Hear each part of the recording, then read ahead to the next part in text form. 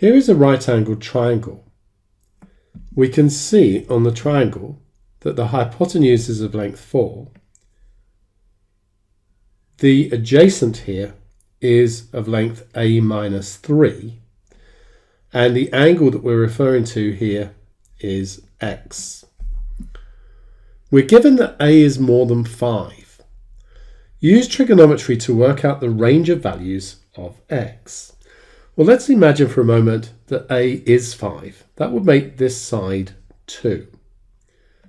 Adjacent and hypotenuse means cosine, so the cosine of x would be 2 divided by 4, which is a half, and that would make x equal to 60 degrees.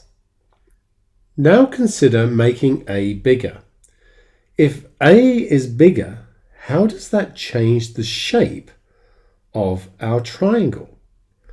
It's going to make a series of triangles where the adjacent gets longer and longer.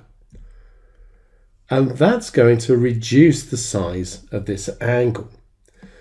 And in the extreme, as a goes off to infinity, the angle is going to shrink to 0. It will never become 0 because then it would cease to be a triangle. Note that this is not included, so the 60 degrees is not included either. So our range of values is that x must be more than 0 degrees and less than 60 degrees. 60 degrees is the biggest it can be when a is the smallest that it can be.